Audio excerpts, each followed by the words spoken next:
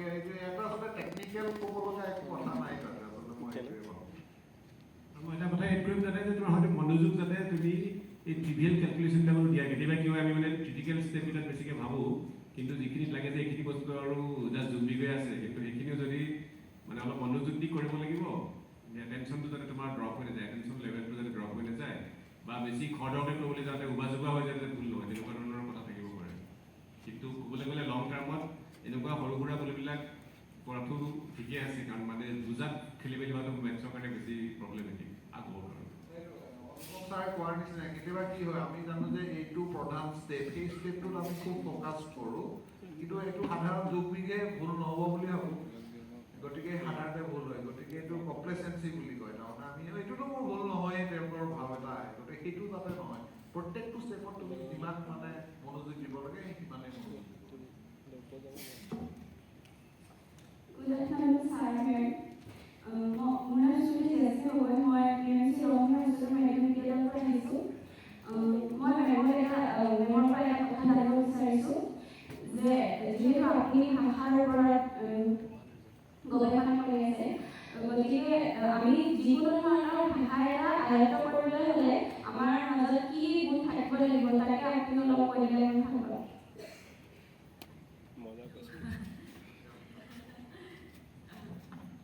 এইটো কেইবাটাও মানে ধৰণৰ বস্তু চাব পাৰি এটা কথা হ'ল বয়সটো তোমালোকৰ এতিয়া এনেকুৱা বয়সতে আছা আজি মানে ভাষা শিকা আৰম্ভ কৰিলে তোমালোকৰ বহুত লাভৱান হ'ব আমি কি কওঁ ভাষা তত্ত্ববিলাক প্লাষ্টিক এটা বয়সৰ পিছত সেইটো কমি যায় সেইকাৰণে যিমান এটা ভাষা মানে ল'ৰা ছোৱালী ডাঙৰ হয় যিমানকেইটা ভাষা ল'ৰা ছোৱালী আয়ত্ত কৰিবলৈ সেইটো মানে সেইটো ভাল হয় যিমান সৰুতে ভাষাকেইটা তোমালোকক ক্লাছ কৰিবা আৰম্ভ কৰিবা শিকাৰ সিমানেই ভাল আমি ক্লাছ তোমাৰ সেইটো এটা মানে বেষ্ট এটা ভালকৈ আমি এটা ৰিচাৰ্চ কৰা টপিক চ' এটা বয়সৰ পিছত মানে 18 বছৰমানৰ পিছত আৰু 18 বছৰমানৰ পিছত কমি যায় এইটো ভাষা আয়ত্ত কৰাৰ মানে এইটো আমাৰ মেণ্টেল কেপাচিটিটো এইটো আমাৰ যিটো মানে ব্ৰেইনত যিটো এবিলিটি থাকে ভাষাৰ সেইটো কমি যায় বহুত কাৰণ আছে সেইবিলাক কাৰণে কিন্তু তোমালোকে যদি সোনকালে আৰম্ভ কৰা সেইকাৰণে তোমালোকে যেতিয়া এতিয়া ইংৰাজী তোমালোকৰ তিনিটা ভাষা এতিয়া তিনিটা ভাষা লাগে নে কেইটা ভাষা লাগে তোমালোকৰ কেইটা শিকা তোমালোকে স্কুলত এতিয়া ইংৰাজী লাগে অসমীয়া আছে আৰু হিন্দী আছে নে এতিয়া আছেনে আছে তোমালোকে হয়তো এতিয়াও সেইটো বুজি পাবলৈ টান হৈছে বা স্কুলত কিমানখিনি তোমালোকক অনুশীলন কৰা কিবা মানে কিমান পঢ়িবলৈ দিয়া নাজানো কিন্তু তোমালোকে ভাষা যিমান পঢ়িবা ধৰা এতিয়া তোমালোকে ইংৰাজী তোমালোকে বেছি ভাল হ'বলৈ চেষ্টা কৰিছা ন যিমান পঢ়িবা তোমালোকৰ ভাষাটো সিমান ভাল হ'ব সেইটো দ্যাট ইজ ছেকেণ্ড সেইটো দ্বিতীয় কথা গতিকে তোমালোকে হয়তো ভাবিব পাৰা যে এইখন কিতাপ পঢ়িনো কি হ'ব হয়তো ইমানকৈ নহয় সেইটো কথা নহয় তোমালোকে কিতাপখন পঢ়িবলৈ চেষ্টা কৰিব লাগিব বা ডেইলি প্ৰতিদিনেই তোমালোকে পেপাৰ পঢ়া নিউজ পেপাৰ পঢ়া কিবা ভাষাটো তোমালোকে সেইটো গম নোপোৱাকৈ সেইটো আনকনচিয়াছ নলেজ বুলি কয় সেইটো গম নোপোৱাকৈ বৃদ্ধি পাই যায় নলেজটো মানে তোমাৰ জ্ঞানটো চ' ফাৰ্ষ্ট থিং সোনকালে আৰম্ভ কৰিলে ভাষা শিকিবলৈ সুবিধা হয় দ্বিতীয় কথা হ'ল মই যিমান নিজকে মানে you have to feed your brain basically ভাষা এটা সঁচাকৈ আমাৰ স্কুলবিলাকত ধৰা আমি পৃথিৱীৰ য'তে চবতে এটা ছাবজেক্ট বুলি ভবা হয় কিন্তু ভাষাটো আচলতে এটা বিষয় নহয় তুমি যদি ভাবিছোৱা ন ভাষাটো আমাৰ এটা আমি জন্ম হৈয়ে এইটো মানে কথা ক'বলৈ শিকোঁ গতিকে সেইটো বিষয় হ'ব নোৱাৰে ন সেইটো আমাৰ এটা মেণ্টেল এবিলিটি আমি এতিয়া মানুহ হিচাপে জন্ম হৈছোঁ এতিয়া আমাৰ ভাষাটো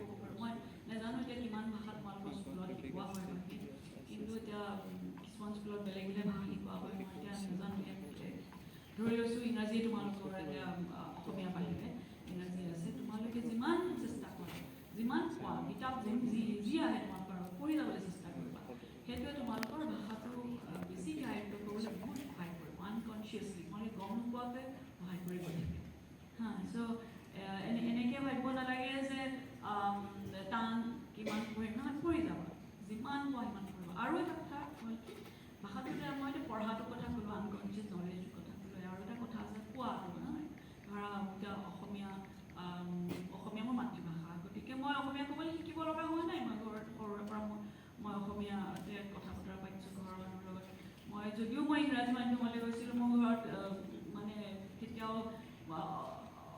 ইংৰাজীত কথা ক'বলৈ মোক কেতিয়াও দিয়া হোৱা নাছিলে গতিকে মই অসমীয়াত মোৰ ইমান একো হেৰি নহয় কথা ক'বলৈ কিন্তু এতিয়া ইংৰাজী ধৰা ইংৰাজীটো আমি ঘৰত কথা নকওঁ গতিকে সেইটো কম কেনেকৈ এটা আমি আমাৰ ভাষাতত্ত্ববিদ বা এই লেংগুৱেজ এডুকেশ্যনত এটা কথা কোৱা হয় যে এটা ভাষা শিকিবলৈ তোমাৰ যাৰ লগতে তুমি কথা পাতা তেওঁৱেই তুমি শিক্ষক মানে এতিয়া তোমাৰ বেলেগ শিক্ষক নালাগে ভাষা শিকিবলৈ যিজনৰ লগত মানে ৰাস্তাত কোনোবা হ'লেও যদি তুমি কথা পাতিছা তেওঁৰ লগত বা কোৱা নাই মই এইটো কোৱা নাই যে চবে পাতিব কিন্তু তোমালোকে ইজনে সিজনৰ লগতো যদি ইংৰাজীত কথা ক'বলৈ চেষ্টা কৰা সেইটোও এটা শিক্ষা হয় সেইজনো শিক্ষক তোমালোকে যাৰ লগতে ইংৰাজীত কথা পাতা সেয়াই শিক্ষক চ' কেইবাটাও ভাষা শিকাৰ এটা বস্তুৱে নাথাকে যেনেকৈ ধৰা লিখা পঢ়া কোৱা কেইবাটাও দিশ থাকে ভাষাৰ গতিকে গোটেইকেইটা দিশত মানে তোমাৰ ভাল কৰিবলৈ তুমি সেই কিছুমান পদক্ষেপ ল'ব লাগিব তুমি বেছিকৈ পঢ়িবলৈ চেষ্টা কৰিব লাগিব নিউজ পেপাৰ বা যি আহে তোমাৰ ওচৰলৈ বা কিতাপ যিমান পোৱা কিতাপ মানে সৰু মানে আৰু এটা কথা কি তোমালোকে অলপ টান কম বেছি টানলৈ চিধাই নগৈ পেলাই অলপ মানে লেভেল ৱাইজ তাৰমানে তোমালোকৰ এইখনৰ পিছত সিখন এইটো লেভেলটো তেনেকৈ গ'লেও বেছি সুবিধা হয় ধৰা একেবাৰে ডাঙৰ লিটাৰেচাৰ নভেল ধৰাতকৈ তোমালোকে ধৰা অকণমান তলৰ তাত সেয়া পঢ়িলা তাৰ ওপৰলৈ গ'লা তেনেকৈ যদি চেষ্টা কৰা বহুত সুবিধা হ'ব এতিয়া মই এতিয়া কথাখিনি ক'লোঁ ইংৰাজী বুলি ভাবি বেলেগ ভাষাৰ কথা মই কোৱা নাই হয়তো যদি সেইটোও সুবিধা পোৱা তেতিয়াহ'লে সেইটোও বহুত ভাল পঢ়া সেইটো ভাষাত কিতাপ পঢ়াটো খুব প্ৰয়োজন তেতিয়াহে ভাষাটো মানে তোমালোকৰ আৰু বেছিকৈ আয়ত্ব কৰিবলৈ চেষ্টা কৰিব পাৰা আৰু আজিকালি বেলেগ ভাষাও যদি তোমালোকে শিকিবলৈ শিকিছা ধৰা আজিকালি চবৰে হাতে হাতে মোবাইল আছে তোমালোকৰ সেই বিভিন্ন ধৰণৰ এপ আছে ডুঅলিংগ এনেকুৱা ধৰণৰ এপ আছে যে মানে ফ্ৰীতে বহুত বস্তু জানিব মোক ভাষাটো পূৰাকৈ আয়ত্ব কৰিব বুলি কোৱা নাই ধৰক ফ্ৰেঞ্চটো জানিবলৈ মন হৈছে ডুঅলিংগ বুলি এটা এপ আছে আৰু বহুত কিছুমান এপ আছে তোমালোকে বেছিক এটলিষ্ট চেণ্টেঞ্চবিলাক বনাবলৈও তোমালোকে অকণমান জানিবলৈ শিকিব পাৰা আৰু আজিকালি তোমালোকে সেইকাৰণে মোবাইলবিলাকৰ ব্যৱহাৰটো মানে ভালকৈও কৰিব পাৰা এনেকুৱাবিলাক দিশতো ব্যৱহাৰ কৰিব পাৰা নহয় জানো যদি তোমালোকৰ ইণ্টাৰেষ্ট আছে চ' তোমাৰ যদি ভাষা শিকাৰ এতিয়াৰ পৰা তোমালোকৰ মানে ইণ্টাৰেষ্ট আছে তো আকৃষ্ট হৈছে বহুত উপায় আছে আজিকালি এইবিলাক চেষ্টা কৰিবলৈ আৰু আজিকালি গুৱাহাটীতো তোমাৰ ফৰেন লেংগুৱেজ শিকাৰো তোমাৰ হেৰি আছে উপায় আছে ইনষ্টিটিউট আছে চ' তোমালোকে এতিয়া মই বহুত এটা বহল উত্তৰ দিছোঁ কাৰণ মই এতিয়া কোনটো ভাষাৰ কথা শিকিছা মন কৰা মই ইংৰাজী কথা ক'লোঁ তাৰপিছত বেলেগ ভাষাৰ কথাও ক'লোঁ গতিকে এটাই কথা যে বহুতখিনি তাতে তোমালোকে সময় দিব লাগিব চব বস্তুৰ নিচিনাকৈ এইটো সময় দিব লাগিব আৰু এতিয়াৰ পৰাই যদি আৰম্ভ কৰা বহুত লাভৱান হোৱা বুলি নহয় মই চব 10-12 পাছ কৰিহে মানে বেছিকৈ পঢ়িম নহ'ব এতিয়াৰ পৰাই তোমালোকে চেষ্টা কৰিব লাগিব চ' মই ইয়াতে এইখিনিকে কৈ সামৰিছোঁ আৰু যদি কিবা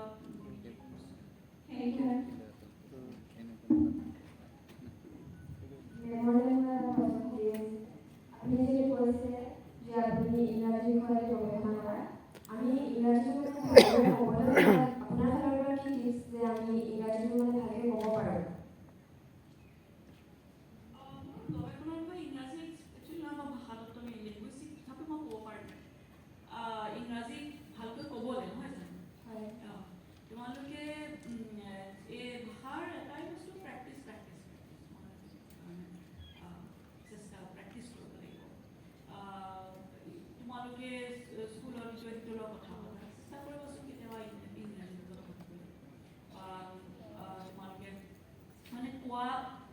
লিখাটো বেলেগ বস্তু, কোৱাটো কাৰণে প্ৰেক্টিচ কৰে। যিমানে বেছিকৈ ক'ব সিমানে তোমাৰ আয়ত্তটো বাঢ়ি যাব, সেইটো কথা। আমাৰ কোৱাটোৰ এটাই উপায় আছে। গতিকে মানে মই ভাষাটো জানো বুলিয়েই যে মই কৈ দিব পাৰিম সেইটো নহয়। ভাষাটো বহুত কেতিয়াবা মানে মানুহৰ হয় যে ভাষাটো আয়ত্ত কৰিছে, লিখিব জানে, পঢ়িব জানে, কিন্তু ক'বলৈ হয়। কোৱাটো সেইটোৱেই মানে তাৰ হেৰিটো যে কোৱাটো প্ৰেক্টিচ কৰিলেহে কোৱাৰ অভ্যাসটো তোমালোকে যিমানে চেষ্টা কৰিবা ক'বলৈ প্ৰেক্টিচ কৰিবলৈ সিমানে তোমালোকে কোৱাটো ভাল হ'ব। কাৰণ কোৱাৰ বস্তু কোৱাটোৱে আছে ন, কনভাৰ্চেশ্যন প্ৰেক্টিচ কৰা সেইটো চবতকৈ উত্তম উপায়। ধন্যবাদ।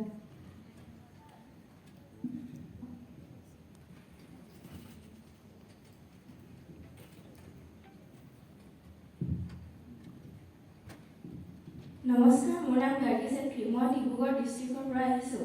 মোৰ প্ৰশ্ন আছিল যে আমি ডক্টৰ অনুপম ছাৰক প্ৰথম অসমীয়া ৰেগুলাৰ হিচাপে জানো।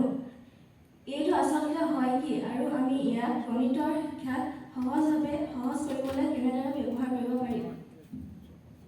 মানে ৰেগুলাৰ এইটো আচলতে মেথামেটিক্সৰ যিটো ট্ৰাইপছ, কেম্ব্ৰিজ ইউনিভাৰ্চিটিত যিটো ট্ৰাইপছ পাঠ্যক্ৰম আছে, যিটো আমাৰ স্নাতকোত্তৰ পৰ্যায়ৰ বুলি ক'ব পাৰি।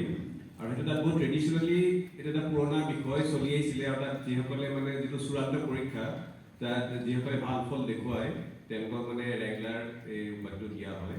যিটো মানে অলপ ট্ৰেডিশ্যনেলি চলি অহাৰ কাৰণে এইটো এটা তেনেকুৱা এটা নাম ৰৈ গ'ল, সেইটোৱে তেনেকৈ ক'ব পাৰি। আৰু তুমি সুধিছিলা কি মেথছত কেনেকৈ কৰিব লাগে সুধিছিলা নেকি? সহজভাৱে ব্যৱহাৰ কৰিবলৈ। সহজভাৱে ব্যৱহাৰ কৰিবলৈ। অ'কে,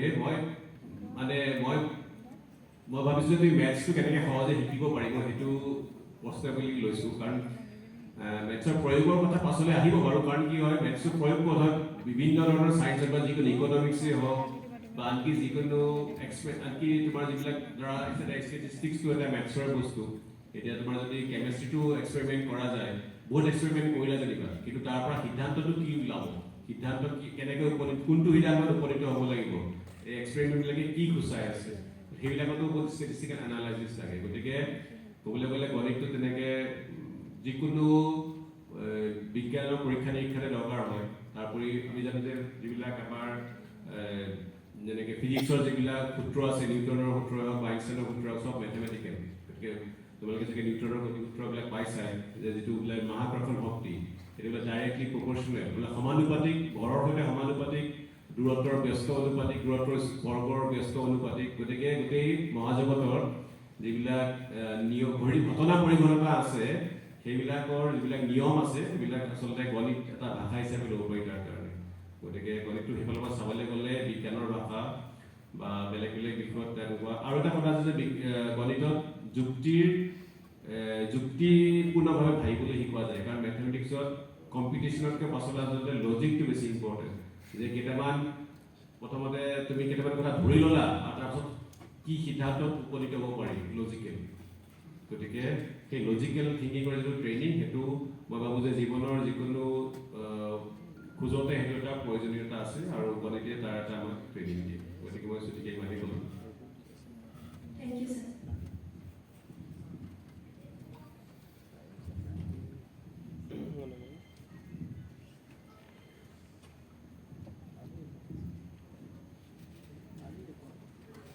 নমস্কাৰ, মোৰ নাম শ্ৰীমতী বনিয়া চাংমাই। মই ডিব্ৰুগড় জিলাৰ ৰেজা বালিকা উচ্চ মাধ্যমিক বিদ্যালয়ৰ 10ম শ্ৰেণীৰ ছাত্ৰী। মোৰ প্ৰশ্নটো আছিলে, এজন সাহিত্যিক হ'বলৈ ভাষাটো সুন্দৰকৈ জানিব লাগিব। এতিয়া এজন সুন্দৰ সাহিত্যিক হ'বলৈ হ'লে ভাষাটোৰ লগত এতিয়াৰ পৰা আমি এটা কেনেকুৱা ধৰণৰ সম্পৰ্ক স্থাপন কৰিলে আমি লক্ষ্যত উপনীত হ'ব পাৰিম, এইটো আছিল মোৰ প্ৰশ্ন।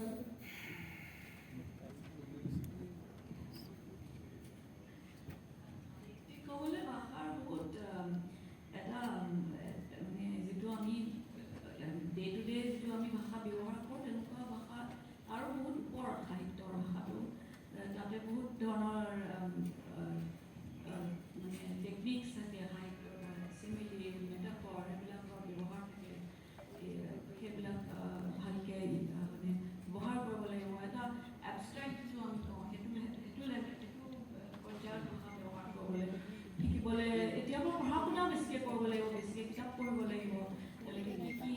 টেকনিক্স ব্যৱহাৰ কৰিছে ৰাইটাৰে, বিভিন্ন ধৰণৰ লিখাৰ ষ্টাইল থাকে, সেইবিলাক জানিব লাগিব। চ' এতিয়াৰ পৰা তেনেকৈ অনুশীলন কৰিব লাগিব আৰু তোমাৰ বেছিকৈ তুমি যিটো সাহিত্য, যদি অসমীয়া সাহিত্য ভাবিছা, অসমীয়া আমাৰ অসমীয়া ডাঙৰ সাহিত্যিক কোন কোন আছে, বা ইংলিছতো ক্লাছিকবিলাক কেনেকৈ কিহৰ কাৰণে এখন নভেল ক্লাছিক হয়, ইউনিভাৰ্চিটি থাকে, তেনেকুৱা ধৰণৰ বিষয়বিলাকত তুমি অকণমান মনোযোগ দিব লাগিব।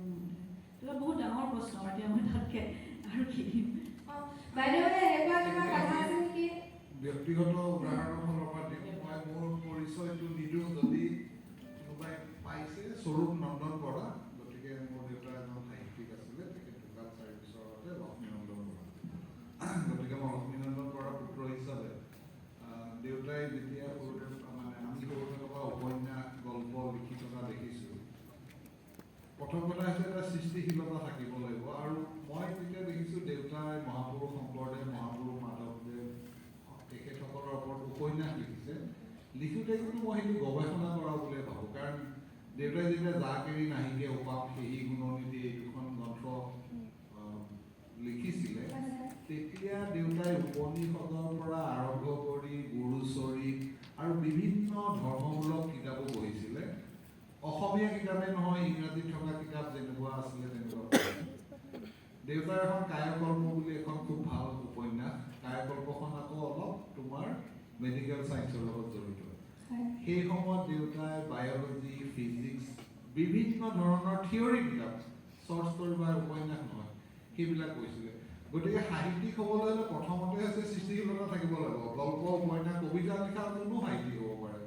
সৃষ্টিশীলতা থকাৰ উপৰি তেওঁলোকৰ যিটো ভাৱধাৰা, তেওঁলোকে কেনেকৈ আৰু অলপ কথা জানিব পাৰিম। এতিয়া ধৰি লওক শংকৰদেৱৰ ওপৰত এখন উপন্যাস লিখিলে উপন্যাস হয়, কিন্তু তাতে কথাখিনি সঁচা হ'ব লাগিব। গতিকে বহুত আচলতে সাহিত্যিকবিলাক, মই আগতে মই ভাবিছিলোঁ সাহিত্যিকবিলাকে অকল গল্প লিখে, উপন্যাস লিখে, কিন্তু মই ঘৰত থাকি গম পালোঁ যে নহয়, সাহিত্যিকসকলে যেতিয়া লিখা মেলা কৰে তেখেতসকলে যথেষ্ট গৱেষণা কৰে।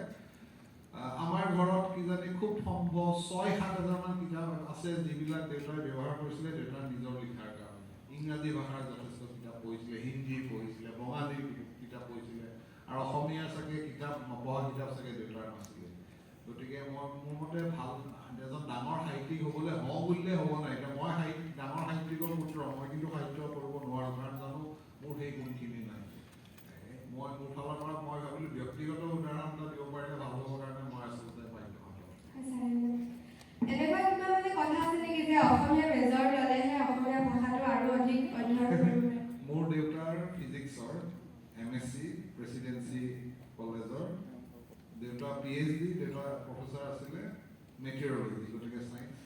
ডক্টৰ ভৱেন্দ্ৰনাথ শইকীয়া মোৰ দেউতাৰ ক্লাছমেট আছিলে, তেখেতো ফিজিক্সৰ। শিলভদ্ৰ অংকৰ, সৌৰভ কুমাৰ চলিহা ফিজিক্সৰ। অসমীয়া মেজৰ এইটো যে সাহিত্য আছে, সেইটো মানে সৃষ্টিৰ কাৰণে নহয়। তুমি অসমীয়া মেজৰ ল'বলৈ মানে মই এতিয়া 4জনৰ নামেই দিলোঁ মুঠা ফটা ব্যক্তি, তেওঁলোক চায়েন্স বেকগ্ৰাউণ্ডৰ। গতিকে মোৰ সৃষ্টিশীলতা উপন্যাস বা চুটিগল্প লিখিবৰ কাৰণে অসমীয়াত মেজৰ, অমুকত মেজৰ কোনো দৰকাৰ নাই। মই এতিয়া দেখাই দিলোঁ 4জন ফিজিক্সৰ মেথমেটিক্সৰ মানুহে। ডক্টৰ ধ্ৰুৱজ্যোতি বৰা, তেখেতে এজন বিখ্যাত চিকিৎসক, তেখেতে কিমান ভাল লিখা। গতিকে মোৰ মতে অসমীয়া মেজৰ থাকিব লাগে বুলি কোনো কথা নাই।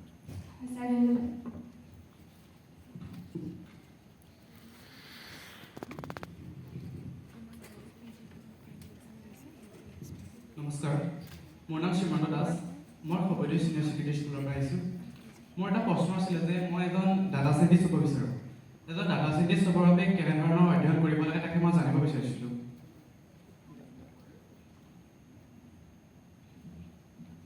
ডাটা সাইন্টিস্ট হ'বলৈ সেইটো খুব বেছি স্পেচিয়েলাইজ। প্ৰথম কথা হৈছে কি, তুমি দ্বাদশ শ্ৰেণীলৈকে তুমি ডাটা সাইন্টিস্ট হ'বা, কম্পিউটাৰ সাইন্টিস্ট হ'বা, তুমি মেকানিকেল ইঞ্জিনিয়াৰ হ'বা, ডক্টৰ হ'বা, লিংগুইষ্ট হ'বা, সেইটোৰ কথা নহয়। প্ৰথম কথা হৈছে কি, তুমি ক্লাছ 12লৈকে যিখিনি পাঠ্যক্ৰম আছে তুমি ভালদৰে পঢ়িব লাগিব। আৰু ডাটা সাইন্টিস্ট হ'বৰ কাৰণে এতিয়া আচলতে এইটো এটা মানে হট টপিক চলি আছে। গতিকে চবেই ডাটা সাইন্টিস্ট বা তোমাৰ AI নহ'লে মানে কথাই নকয় কোনেও। গতিকে মোৰ কথা হৈছে কি, ডাটা সাইন্টিস্ট হ'বৰ কাৰণে তোমাৰ প্ৰথমতে কথা হৈছে তোমাৰ যিখিনি মেথমেটিক্স, ফিজিক্স বা তোমাৰ সায়েন্সৰ ফান্ডামেন্টালছ সেইখিনি ভাল হ'ব লাগিব সেইখিনি ভাল হ'লে ডাটা সায়েন্টিষ্ট নালাগে তুমি যি ইচ্ছা তাকে হ'ব পাৰিবা গতিকে ডাটা সায়েন্টিষ্ট হ'বৰ কাৰণে স্পেচিফিকেলি একো তুমি প্ৰিপেয়াৰ কৰিব নালাগে তোমাৰ যদি 11-12ত যিখিনি তুমি বিজ্ঞান শিক্ষা গ্ৰহণ কৰিবা সেইখিনি যদি তুমি পুংখানুপুংখভাৱে তুমি যদি আয়ত্ত কৰিব পাৰা তেতিয়া তুমি মই ডাটা সায়েন্টিষ্ট নহয় তুমি যি ইচ্ছা তাকে কৰিব পাৰিবা আৰু মই এটা কথা ক'ম তাৰ লগতে তুমি যদি তোমাৰ পঢ়া স্কুলখনত যদি ষ্টেটিষ্টিক্স এটা অপশ্যন হিচাপে আছে তুমি এইটো ভাবিব পাৰা যদি তুমি ফিজিক্স কেমেষ্ট্ৰি মেথছ আৰু কেতিয়াবা কিছুমানে বায়'লজি হিচাপে লয় সেইটো যদি তুমি ষ্টেটিষ্টিক্স আছে ছাবজেক্ট হিচাপে সেইটো তুমি এটা ল'ব পাৰা ফ'ৰ্থ ছাবজেক্ট ঠিক আছে আৰু ছাৰে কৈছে যে 11-12ত যেতিয়া তুমি ছাবজেক্ট চুজ কৰা ফিজিক্স কেমেষ্ট্ৰি মেথছটো ল'ব লাগে 4 নম্বৰ ছাবজেক্ট এটা বহুত কলেজত বা স্কুলত পৰিসংখ্যা বিজ্ঞানটো যদি থাকে সেইটো ল'লে তোমাৰ পিছলৈ সুবিধা হ'ব ঠিক আছে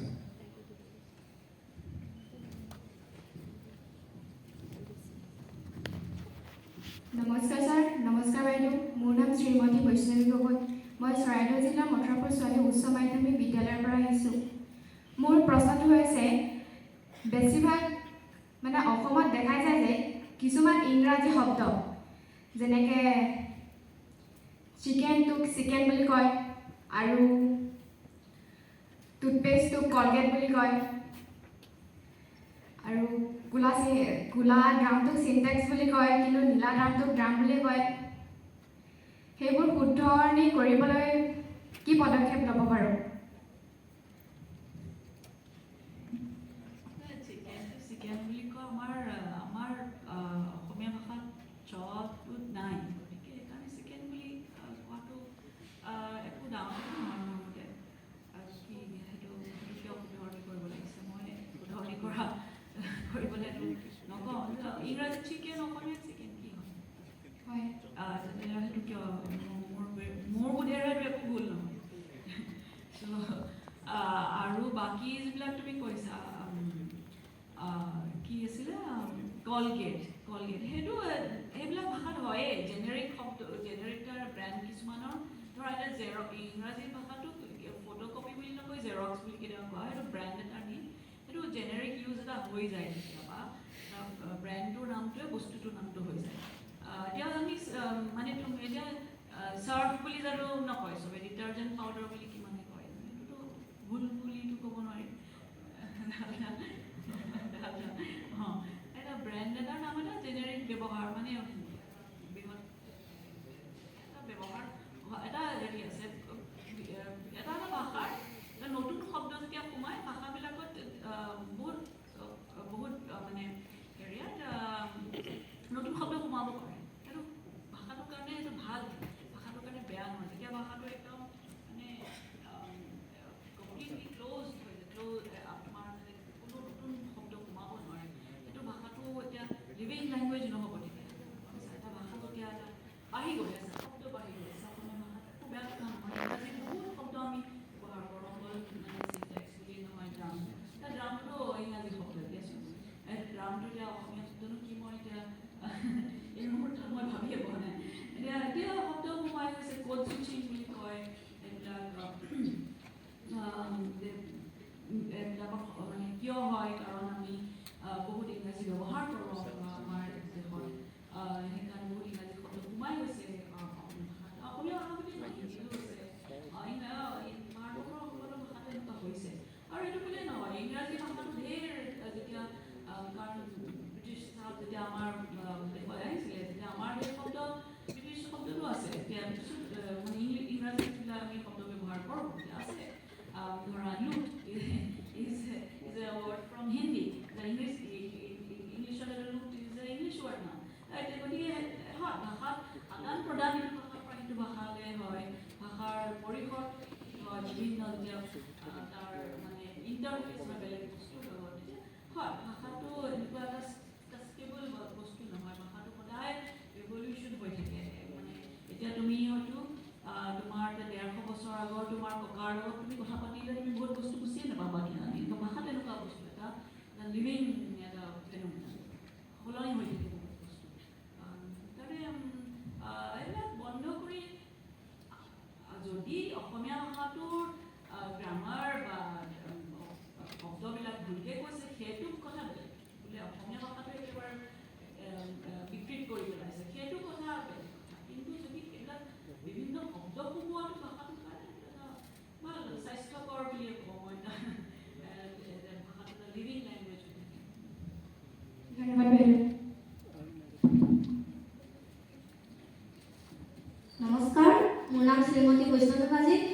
বিজনপুৰ দেউৰীয়া হাইস্কুলৰ চৰাইদেউ ডিষ্ট্ৰিক্টৰ পৰা আহিছোঁ। মোৰ প্ৰশ্ন আছিলে যে মেথছৰ সূত্ৰবোৰ মনত থ'বলৈ বহুত কঠিন, এইটোৰ বিষয়ে অকণমান কৈ দিবনে? মই ভাবোঁ যে এইটো আচলতে মনত ৰাখিবলৈ চেষ্টা কৰিব নালাগে, কেনেকৈ ডিৰাইভ কৰিব পাৰি, কেনেকৈ সেইটো বস্তু উলিয়াব পাৰি, বুজাটো বেছি দৰকাৰ। মনত ৰখাটোৰ প্ৰয়োজনীয়তা আচলতে কম, আৰু উদাহৰণৰ যোগেদি এতিয়া মনত পেলাই ল'ব পাৰি যে বোলে a+b হোল কিউব মই কি আছিলে পাহৰি গ'লোঁ, কিন্তু যদি মই 1+1 হোল কিউব কৰি চাওঁ, পাতি চাওঁ যিফালে এফালে 2 কিউব হৈ গ'ল, ইফালে কি আগে চাই ল'লোঁ, যদি প্লাছ মাইনাছত ক'ৰবাত খেলি মেলি আছিলে, প্লাছত ভুল নহয় বাৰু, এই -b হোল কিউবত খেলি মেলি হৈ যাব পাৰে। গতিকে কিন্তু আমি চাই ল'লে দুইফালে যদি ছাবষ্টিটিউট কৰি চাওঁ, তেতিয়া আমি টেষ্টিং কৰি চাওঁ পাৰোঁ ফৰ্মুলাবিলাকত, আৰু কিন্তু চবকে মানুহ ডিৰাইভ কেনেকৈ কৰিব পাৰি। Thank you sir. এই তাপৰীয়া সময়খিনিত আমি আৰু এটা প্ৰশ্নহে ল'ব পাৰিম।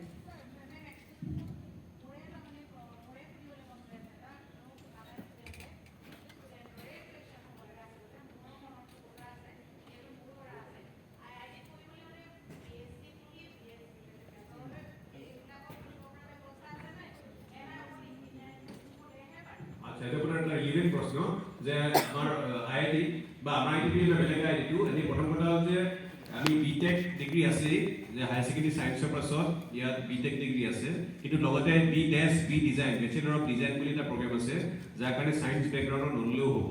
সেইটো UCIT বুলি এটা পৰীক্ষা হয়। UCITত এতিয়া তাত ডিজাইন কৰিব পাৰি। তাৰপিছত আমাৰ মাষ্টাৰ ডিগ্ৰী প্ৰগ্ৰেম আছে, আমাৰ এইটো এটা হিউমেনিটিজ ডিপাৰ্টমেণ্টে আছে, য'ত মানে ডেভেলপমেণ্ট ষ্টাডিজৰ প্ৰগ্ৰেম আছে, লিবাৰেল আৰ্টছৰ প্ৰগ্ৰেম আছে, তাৰপিছত MBA আছে ইয়াতে, তাৰপাছত বাকী মেথছৰ, ফিজিক্সৰ, কেমেষ্ট্ৰি, বায়'লজি এইবিলাকৰ চবতে মাষ্টাৰ ডিগ্ৰী আছে, MTech ডিগ্ৰী আছে তেনেকৈ বাৰু ইঞ্জিনিয়াৰিংবিলাকত, কিন্তু ইঞ্জিনিয়াৰিংটো বাদ দিলেও বেচিক ছায়েন্সত মানে আমাৰ মাষ্টাৰ ডিগ্ৰী আছে।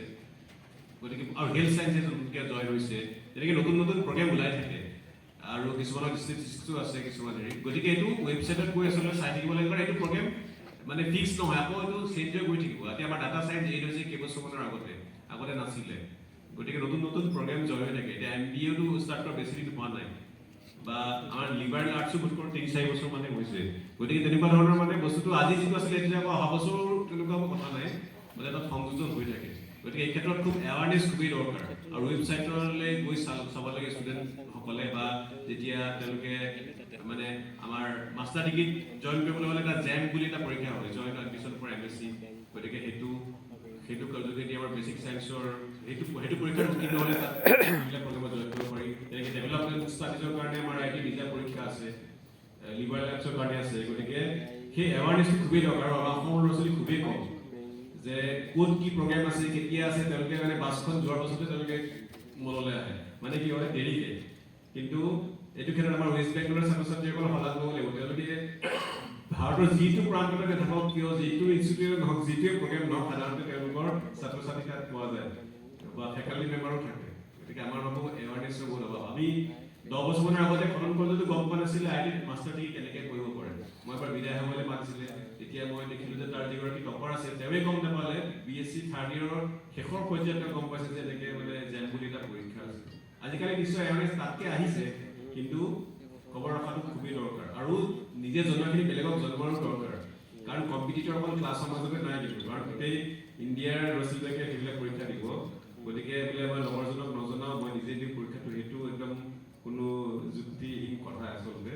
গতিকে আমি যিখিনি জানো আমাৰ জুনিয়ৰবিলাকক আমি জনাব লাগিব যে এনেকুৱা এনেকুৱা প্ৰগ্ৰেম আছে, আৰু তাৰ কাৰণে টাইমলাইনটো জানিব লাগিব যে কেতিয়া এডভাৰটাইজমেণ্ট হয়, কেতিয়া ফৰ্ম ফিল আপ কৰিব লাগে, কেতিয়া অনলাইন ৰেজিষ্ট্ৰেশ্যন কৰিব লাগে, তাৰপিছত কেতিয়া এণ্ট্ৰেন্স টেষ্ট হ'ব, তাৰ কাৰণে চিলেবাছ কি, তাৰ পাষ্ট কুৱেশ্যন পেপাৰ ক'ত আছে, এইবিলাক আজিকালি সকলোবিলাক গুগল কৰিলে পোৱা যায়। সেইকাৰণে সেই চেতনাটো আহিব লাগিব মানে, আৰু 9-10তে ল'ৰা ছোৱালী ভবাটো দৰকাৰ যে তেওঁ 11-12ত তেওঁ কি পদক্ষেপ ল'ব, তেওঁ মানে ছায়েন্স কৰিব নে আৰ্টছ কৰিব নে, কি বিষয় ভাল পায়। কাৰণ ভাল নোপোৱা বিষয় এটা কৰি আকৌ বহুতখিনি নগণ্যগতি হ'ব লগা থাকে আগতে। গতিকে বিষয় বস্তু যাতে ভাল পোৱা যায়, গতিকে সেইটো এটা কথা আছে। তাৰপিছত এৱাৰনেছ কৰিব লাগিব। আকৌ হায়াৰ ছেকেণ্ডেৰীৰ পাছত ইমানবিলাক অপশ্যন আছে, আজিকালি এডুকেশ্যন পলিচিত বহুত অপশ্যন আছে, কিন্তু এই অপশ্যনবিলাক গ্ৰহণ কৰিব জানিব লাগিব যে কোনটো অপশ্যন ভাল, তাৰ কাৰণে ভাবিব লাগিব। আৰু উত্তৰবিলাক নিজৰ ভিতৰৰ পৰা আহিলে বেছি ভাল, ছাত্ৰ ছাত্ৰীৰ মনৰ ভিতৰৰ পৰাই, কিন্তু এৱাৰনেছৰ সৈতে। ছাত্ৰ ছাত্ৰীৰ হৈ খুব সুন্দৰ প্ৰশ্ন এটা সুধিলে বাইদেউজনীয়ে, আপোনাক অশেষ ধন্যবাদ জ্ঞাপন কৰিলোঁ। আৰু আমাৰ প্ৰশ্নৰ আমি আৰু এইটো ল'ব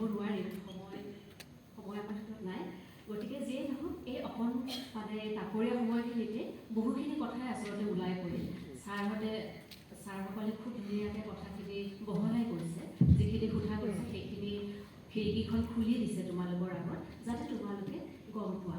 আৰু তোমালোকে নিশ্চয় পিছলৈ ছাৰহঁতক পাবা, তোমালোকৰ শিক্ষাগুৰুসকল আছে লগত। গতিকে ছাৰহঁতৰ কাৰণে আমি আটাই হাত চাপৰি এটা দিম। তোমালোকৰ মৰম মই 2 মিনিট কথা এটা ক'ব মানে যেহেতু আজি কম সময় আছিলে, প্ৰথম কথা শকুন্তলা বাইদেউ থকাৰ কাৰণে মোৰ আৰু ক'বলৈ আৰু ভাল হৈছে যে আমাৰ সাধাৰণতে ল'ৰা ছোৱালী বা মাক বাপেকে বিশেষকৈ ভাবে নহয় ডক্টৰ ইঞ্জিনিয়াৰ হ'বই লাগিব। তোমালোকে যি ভাল পোৱা সেইটো পঢ়িবলৈ চেষ্টা কৰিবা। বাইদেউ এটা জ্বলন্ত উদাহৰণ। অনুপম আৰু মই দুইজনে খুব ভাল ছাত্ৰ আছিলোঁ, মানে আমি অংক ভাল পাইছিলোঁ কাৰণে অংক কৰিলোঁ, আৰু অৱশেষত খুব সম্ভৱ আমি খুব একো বেয়া কৰি থকা নাই, IIT প্ৰফেচাৰ হৈ পেলাই মানে চলি আছোঁ। গতিকে যি বিষয় ভাল পোৱা, মই নিজে আকৌ উদাহৰণৰ কথা, মোৰ ল'ৰা ছোৱালী দুটা, মোৰ ছোৱালীজনী ডাঙৰ, মই অংকৰ প্ৰফেচাৰ কিন্তু তাই অংক পঢ়া নাই, তাই পঢ়িছে ছচিয়লজি, সমাজবিদ্যা কয়নে, সমাজবিদ্যা। মোৰ ল'ৰাই কিন্তু ইঞ্জিনিয়াৰিং পঢ়া নাই, সি কৰিছে বেচেলৰ অফ ডিজাইন, কিন্তু দুইটাতে তেওঁলোকে অলপ অলপ অংক প্ৰয়োগ কৰিছে। গতিকে মই মোৰ ল'ৰা ছোৱালীক দিছোঁ যি পঢ়িব খুজিছে তাকে পঢ়। গতিকে মই ভাবোঁ কি ল'ৰা ছোৱালীবিলাকে নিজে যিটো বিষয়, এতিয়া ধৰি লোৱা তোমালোকক কৈ থাকিব, এতিয়া কোনোবাই সুধিলা তোমালোকে ইমান ধুনীয়া ধুনীয়া প্ৰশ্ন কৰিছা ভাষাৰ কথা কিবা, তোমালোকৰ হয়তো ভাষা শিকিবলৈ মন যাব পাৰে, তোমালোকে সেইটোতে স্পেচিয়েলাইজ কৰিবা, তোমালোকৰ নিজে ভাল পোৱা ছাবজেক্ট এটা পঢ়িব লাগিব। আৰু দ্বিতীয় কথা হৈছে কি পাংচুৱেলিটি আৰু ডিচিপ্লিন, এই দুটা বস্তু অত্যন্ত জৰুৰী।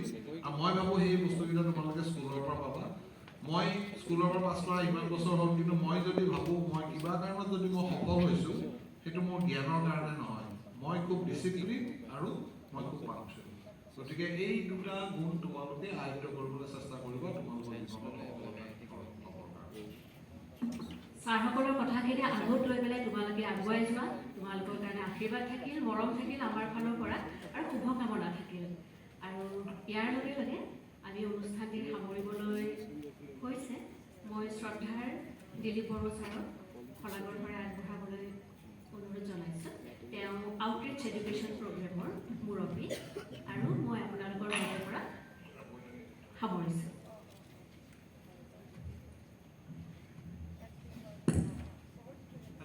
Good afternoon, students from